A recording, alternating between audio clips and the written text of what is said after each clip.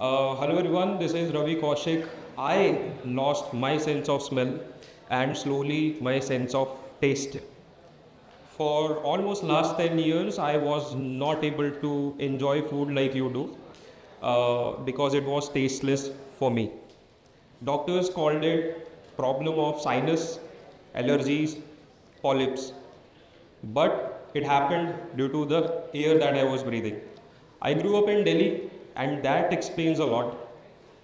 But that's where my journey to become an aerosol scientist and eventually founder at Earth started. I completed my BTech from NIT Kurukshetra like you guys, and I joined IIT Bombay to study aerosol science, to study these invisible particles in the air which we can't see. Thanks to the course and entrepreneurship center DSSE at IIT Bombay, I was able to do a lot of work around here, a lot of projects, entrepreneurship projects on air. But before I start with my journey, I would like to test your knowledge on air. Imagine you are Ant-Man. You can shrink down yourself or you can expand yourself. Imagine you are in a micrometer space and then you see an air filter in front of you. You go there, you see a filter in front of you that has average pore size of 1 micrometer, and then you see a particle that is almost zero point 0.1 micrometer, 10 times lower the average pore size of the filter that you have in front of you. If I have to ask you this question, will this particle pass through this filter? Of course, yes, right? But what if I tell you with almost 100% efficiency, it will not? Shocking, right? That's the complications of air purification. This is not how any air filters look like. This is a microscopic image of an actual air filter. It won't be a net, it will be a jungle with fibers. So that what will you see as a Ant-Man. Now imagine, why will not it pass through still? Imagine yourself, somebody blindfolds you and then asks you to run across a jungle. What is your probability of hitting a tree? Almost 100%, right? That exactly what is happening with the particles. Although the distance between any two trees is much larger than your own width, but still you are going to hit a tree when you are running randomly with blindfolds across a jungle. The physics is not simple sieving what we usually imagine for filtration. The physics is entirely different. It works on diffusion, interception, impaction and sieving. You can Google these terms up, but that's the fundamental of air purification. It's not common sense based. So this was me as a student at IIT Bombay, going across all the air purification technologies around the world with the most sophisticated instruments, research grade instruments. And then I wanted my knowledge to be now driven more in impact. That is, how can we help the marginalized? Because these are the people, because of their working conditions, are breathing the most polluted air. The industrial workers, auto rickshaw drivers, policemen, sweepers, etc. I interacted with all of them and tried to make a portable air purifier. However, what I found was shocking. For these people, it's not about preventive healthcare, it is completely out of the box. But for them, it's about survival today so that they can eat tomorrow. And that's when I decided I can't work on a world class air purifier that they can't even purchase. The ones with severe asthma won't even purchase a 10 rupee mask. How will they purchase my world class device? Then we started working on how can we make this most sustainable air purification technology for outdoors. We can use water to trap pollutants inside it, water which anyways is going down the drain, that is recycled water, RO water, reject water and condensed water from your ACs. we can use this water to trap pollutants which anyways is going down the drain and hopefully provide it with a use case.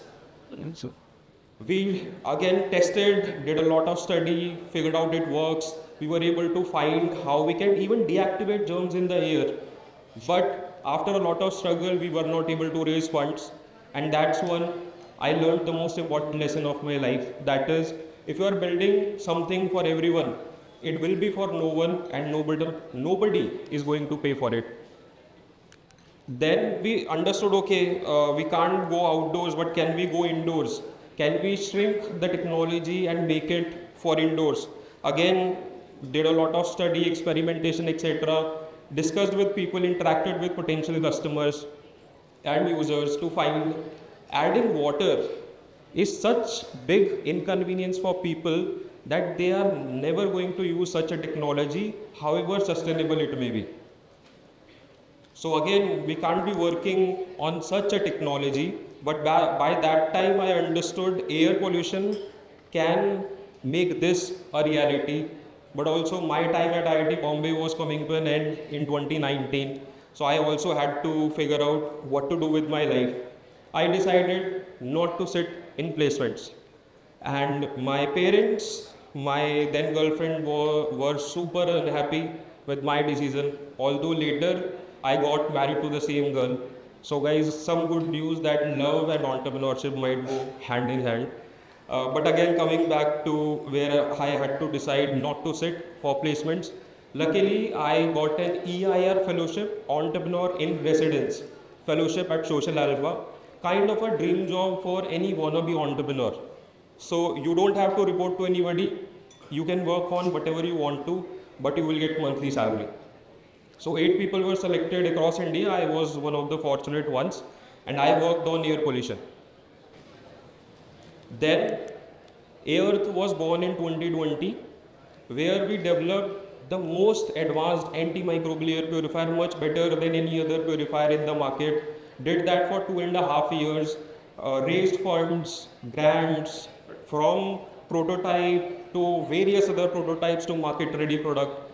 And working on a prototype versus working on a real life and market ready product is completely different. And people who have worked on prototypes can imagine that. And we were able to sell our units to most prestigious organizations like RBI, ONGC, Stockholding Corporation of India, the organization that handles finance for India. We were the ones who were handling the air that they were breathing. Their headquarters of RBI was protected by us. But then we pivoted. After 2.5 years in 2023, we completely stopped making this because we realized one fundamental aspect of human behavior, that is air purifier of whatever brand it may be cannot get into your habit. Imagine you entering your house. First thing you will do is turn on lights so that you can see things. Then you will find it some thermal discomfort, turn your fan, AC or heater on, and then you will start doing your work. You will forget in one of the corners you had an air purifier which you should have turned on. But you forget that obviously because there is no trigger point. If you don't turn your lights on, you won't be able to see things. If you don't turn your AC on, you will feel thermal discomfort. But if you don't turn your air purifier, you won't feel a change. And that is why perceived value of any air purifier is very low. It is as good as you have purchased an expensive car, but out of 12 months, 9 months it is in the parking lot.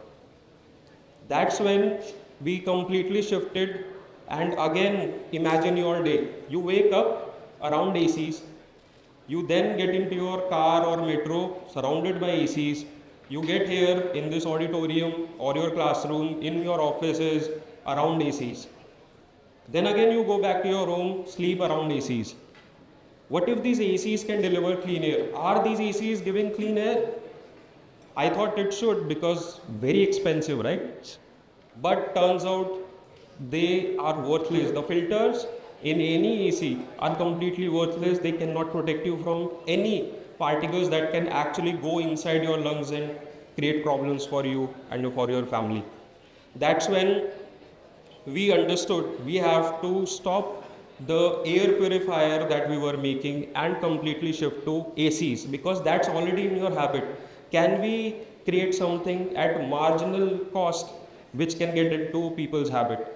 That's when we studied ACs, how ACs work. It again would be very exploring for you guys that ACs just keep on recirculating the same air over and over again. Your split AC, the black wire that it has, gets no air from outside. The top part of your split AC, that's where the air goes in, the flaps where air goes out. That's how AC keeps on recirculating the same air over and over again. So many people have tried how they can get clean air from ACs, all of them failed. But we wanted to bet on this because we understood ACR in your habit. What we have done is we studied all types of ACs in the market, find even the ones where people say that have air purification capabilities are completely worthless.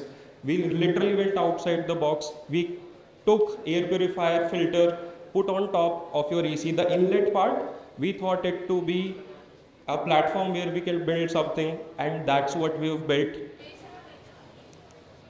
which you put on top of your AC.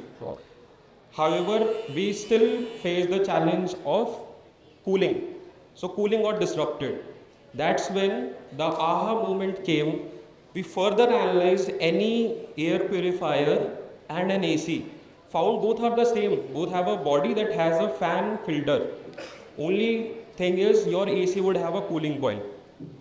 But fundamental problem was your air purifier had a fan that throws very little air.